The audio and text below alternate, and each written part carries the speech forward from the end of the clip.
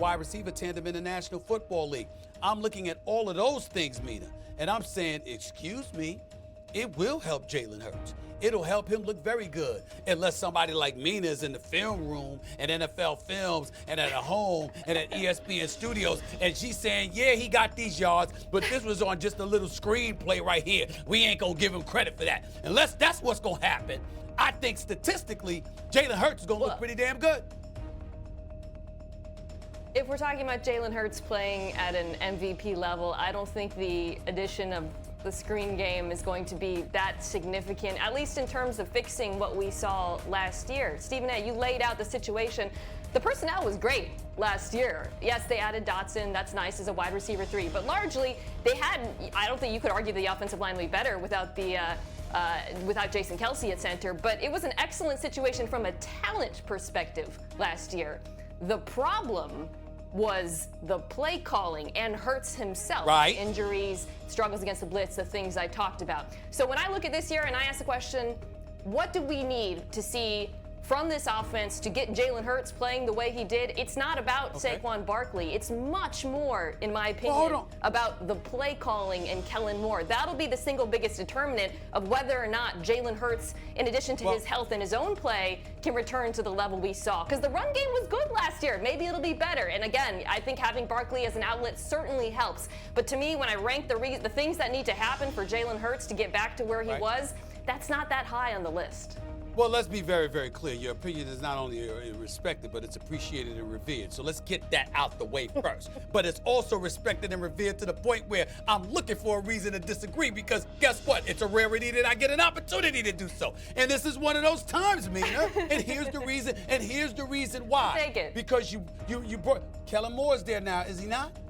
Now, this is a man that was an offensive coordinator, and Dallas had a high-powered offense. So now he's come back to the NFC East division, familiar territory for him. He's got a weapon in Hurts. I'm not talking about necessarily the screen itself. I'm just talking about somebody being able to get Jalen Hurts out of trouble when Jalen Hurts is in trouble, and then he tries to engage in some hero ball and make things happen when he doesn't need to do that, because now you got an additional weapon or two that you can lean on to get it done on top of the weapons that you just automatically acknowledged they had last year. The combination of all of those things, I think, will bode well for the Philadelphia Eagles, and I think could potentially put Jalen Hurts in the MVP conversation. Yeah, let me ask you about that, because the bar here is MVP. We're not talking about Jalen Hurts playing better. I think we all agree he's probably going to play better than the guy that we saw last year, and no doubt adding Saquon Barkley, adding Jahan Dotson. I mean, this is the best group of weapons in the NFL. If we're really going top to bottom, not just wide receivers, you're looking at the tight ends and the backs, coupled with, of course, one of the best offensive lines in football, even without Kelce. We all agree on that front. But do we believe, based on what we saw last year out of Hurts, he had a big leap forward, took a step back, some struggles that we saw that reminded us of the rookie season, that he is going to return to the level of play that puts him on par with your Patrick Mahomes, your Lamar Jacksons on the world? I'll be candid. I am skeptical of that. I know this debate was more about Barkley and Moore and all of that, but just to speak specifically about Jalen Hurts playing at an MVP level, Stephen A., I'm going to have to see some really improved play from him based on what we saw last year for me to even think that he belongs in that conversation, and I am a bit skeptical. Well, you have a right to be skeptical. I'm skeptical too, but in the same breath, it wasn't like it's Russell Wilson way we saw it 5 years ago or something. We saw this 2 years ago. True. We saw it 2 years ago. And so for me, last season was an anomaly to some degree because we saw his maturation, his growth, and we were shell-shocked by that. And then last year, they lost both coordinators, okay? And Sirianni had to handle stuff on his own, and he didn't do it in ideal fashion. Their play calling, his play obviously contributed to it, et cetera, et cetera. We get all of that. But now this year, having that as your backdrop, I think he makes amends for that season that he had last year. Him being in the NFC East, I think helps. We got Green Bay, we got Detroit, we got San Francisco, we got the Los Angeles Rams. We got a few teams to look at, and I get that. But the Philadelphia Eagles, in terms of firepower, in terms of prowess, they're right up there with anybody in the NFC. Anybody in the NFC. The Philadelphia Eagles now find themselves on the edge of destiny, staring into the abyss of uncertainty and ambition as week 1 of the NFL season looms. The question burning in every fan's mind is Jalen Hurts truly ready to reclaim his place among the NFL's elite, to rise from the ashes of last season's disappointments? The previous season was a volatile journey, a roller coaster of triumphs and bitter setbacks. But this year, the stakes are higher, the expectations heavier, and the pressure immense. With a reinforced offense featuring the explosive Saquon Barkley, the time has come for Hurts to prove if he's not just another quarterback, but a legend in the making. The Eagles' aspirations aren't just about winning games, they are about soaring to new heights, about etching their names in the annals of NFL history. But can they overcome the resurgent Green Bay Packers, a team that has been reborn through their own offseason transformations? This isn't just another game, it's a clash of titans, a battle for supremacy, redemption, and the legacy that will follow. As the stage is set for this epic confrontation, let's delve into the high-stakes drama surrounding Jalen Hurts and the Philadelphia Eagles as they prepare to face the Green Bay Packers in this eagerly awaited Week 1 showdown.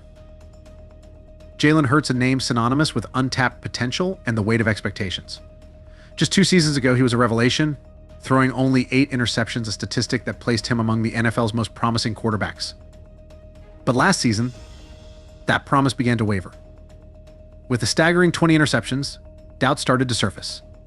Now, standing at the crossroads of his career, Hurts is tasked with proving his doubters wrong. The addition of Saquon Barkley is not just an offensive upgrade, it's a critical juncture in Hurts' career. Barkley's presence in the backfield brings versatility, a safety net that could reduce Hurts' need for risky decisions and potentially slash those haunting interception numbers. And then there's the formidable duo of Devonta Smith and A.J. Brown, who last season were the second leading wide receiver tandem in the NFL, amassing over 2,000 yards together.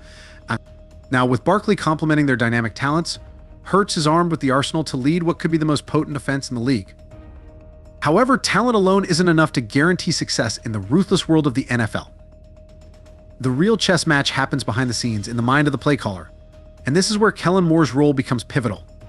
In the strategic warfare of football, play calling can make the difference between victory and defeat. Last season, despite having all the necessary pieces, the Eagles' results were inconsistent. Injury sidelined Hurts, and questionable play calling left fans and analysts scratching their heads. Enter Kellen Moore, a mastermind with a proven track record. During his time with the Dallas Cowboys, Moore orchestrated one of the NFL's most high-powered offenses, consistently ranking near the top in yards and points per game. Now, Moore brings his tactical genius to the Eagles, a team starving for a strategic advantage. His deep understanding of the NFC East provides an invaluable edge. Moore's philosophy isn't just about spectacular plays, it's about precise situational awareness, knowing when to push forward and when to hold back, ensuring Hurts isn't forced into reckless heroics. With Moore's system, Hurts will have options choices that could turn a broken play into a first down, or even better, a touchdown. With Moore's strategic brilliance and Barkley's electrifying playmaking, the Eagles' offense seems poised for a breakout season. Yet the formidable Green Bay Packers, with their own offseason overhaul, stand in their path. The Green Bay Packers, a franchise steeped in tradition, yet unafraid to embrace change. This offseason, the Packers didn't just make adjustments, they initiated a full-scale transformation. The acquisition of Josh Jacobs as their running back and the ascension of Jordan Love to the role of starting quarterback signify the dawn of a new era. Love, now one of the league's highest-paid young quarterbacks, is shielded by an offensive line that ranks among the NFL's best. But it's not just their offense that's been fortified. The Packers' defense has also been significantly bolstered with key acquisitions designed to neutralize high-powered offenses like that of the Eagles. This Week 1 matchup is more than a game, it's a critical test for both teams. For the Packers, it's about validating their offseason investments and proving their legitimacy as contenders. For the Eagles, it's about staking their claim as the dominant force in the league, setting the tone for what could be a season for the ages. As the offseason dust settles, the focus shifts to the battlefield where strategy meets execution. The question now isn't just who will win, but what it will take for either team to emerge victorious in this colossal clash. As the Philadelphia Eagles prepare to face the Green Bay Packers, the path to victory is clear but fraught with challenges. For the Eagles, their game plan hinges on exploiting their offensive depth. Saquon Barkley is the X factor if he's healthy. He forces the Packers' defense into impossible dilemmas. Should they stack the box to stop the run? Or should they drop back to defend the pass? These decisions create mismatches that Hurts can exploit, especially with Devonta Smith and A.J. Brown poised to capitalize. On the flip side, the Packers' route to victory lies in controlling the game's tempo. They must keep the ball out of Hurts' hands by dominating time of possession, leaning heavily on Josh Jacobs to grind down the clock, and ensuring every drive ends in points. But even with a sound game plan, the Packers face a daunting challenge. The Eagles' defense, now bolstered by the likes of Jalen Carter, won't make it easy for Jordan Love. The The pressure will be unrelenting, and if the Packers' offensive line falters, it spells disaster for Love. This game is more than just a contest, it's a statement. A win for the Eagles not only positions them as early Super Bowl favorites, but also thrusts Hurts back into the MVP conversation. The battle lines are drawn, the strategies are set, and as the clock ticks down to kickoff, one burning question remains: who will stand victorious? The Philadelphia Eagles are on the cusp of something monumental. With Jalen Hurts at the helm, backed by an array of offensive firepower, they have the potential not just to compete, but to dominate. It all begins here in Week 1 against the Green Bay Packers. Will this be the dawn of an MVP season for Hurts, or will the Packers' offseason gambles yield an upset? Only time will reveal the answer, but one thing is certain: this is the NFL at its most intense, where every play, every yard, every second counts.